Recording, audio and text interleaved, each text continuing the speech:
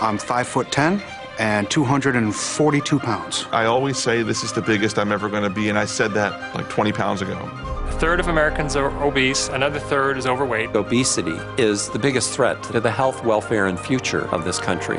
I've always been overweight. I've got diabetes. Sleep apnea, heart disease. Everything's hurting now. It's a lot easier to lose weight than it is to keep weight off.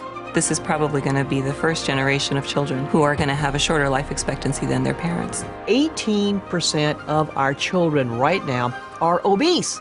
It's not only health, it's about survival and well-being of the United States as a nation. You don't crave broccoli, and our generation has grown up craving a Big Mac. I want to think that there's something better for me. Unless we're able to control this epidemic, we're going to have an abundance of chronic disease. All of us have to be part of the solution to reduce obesity. The weight of the nation is out of control, but we can fix that. If we don't now take this as a really urgent national priority, we are all going to pay a really serious price. Obesity will crush the United States in oblivion.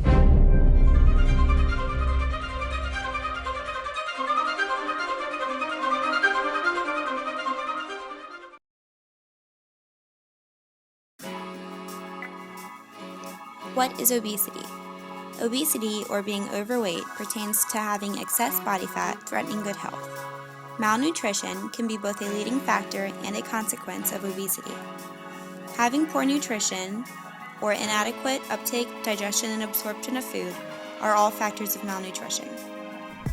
Body mass index is a weight calculation in consideration of your height and gender. Body mass indexes, commonly known as BMIs, that are equal to or above 30 are considered obese. BMIs above 32 double a person's risk of death due to obesity. A person's muscle mass can alter a legit BMI, as muscle is heavier than body fat. This chart makes it easy for a person to identify whether they are underweight, normal, overweight, or obese in respect to their specific height. Being overweight simply means that the calories that you consume are higher than the calories that you burn. Genetics, behavioral factors, and environmental factors are leading causes of obesity. Genetics can simply put you at a higher risk of obesity, such as your rate of metabolism and the stimulated responses you have to certain tastes and smells of foods.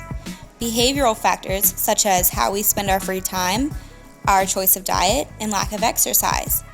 Environmental factors, such as your available diet, the cost, considering healthy food is usually more expensive, prepackaged or fast food for convenience at home, or just convenience on the road.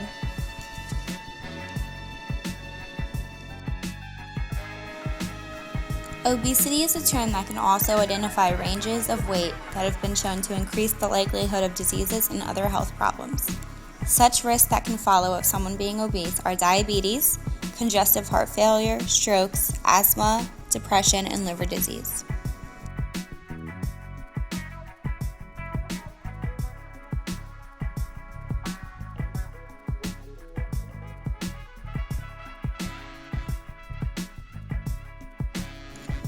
Obesity percentages of children between all ages continues to rise.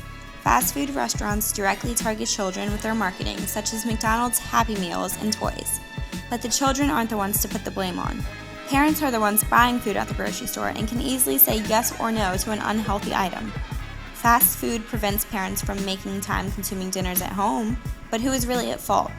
Healthy and organic foods tend to be much more expensive than snack foods. Restaurants throw fries on a kid's meal rather than veggies or fruit. Our society is so hyped up about children obesity rates, yet are we taking measurable steps to prevent it? As there are risk factors for obese adults, there are risks for children too. Obese children are more likely to develop prediabetes or develop risk factors for cardiovascular disease. They can have bone and joint problems, suffer from sleep apnea, and they are at risk for social and psychological problems.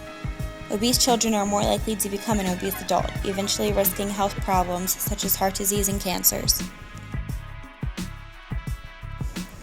So how do we prevent obesity within the family? It is important to exercise daily and adopt healthier eating habits. Children usually follow their parents' footsteps, so setting healthy examples can only encourage healthy eating. The nutritional facts on the back of a food label should be taken advantage of.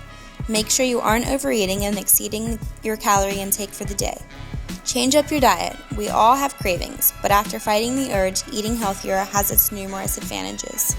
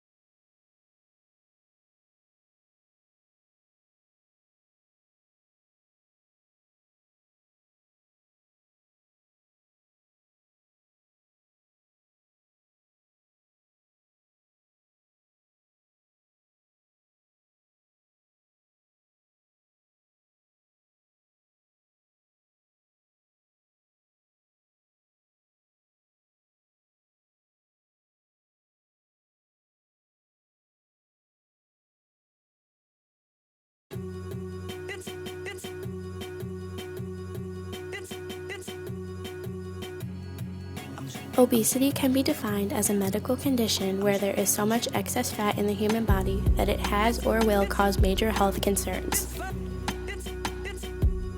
Obesity is the most prevalent and fatal disorder in our century. It currently affects over 1/3 of the adult population in the United States. Obesity is not just an individual issue, but it is a concern for the entire family. Obesity can be seen as a genetic issue due to metabolic levels, appetite sizes, and the way that the body stores and processes fat being hereditary.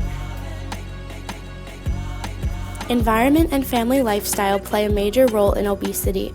Parents who overeat and refrain from exercise are more likely to pass those traits on to their children, especially if the parent and child have a close relationship.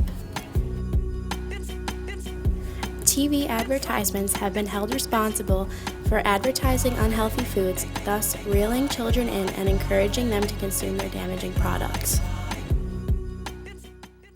Weight runs in families, but it's not just because of genetics. What we do together, how we spend our time together, what we eat, and organize ourselves as family matters.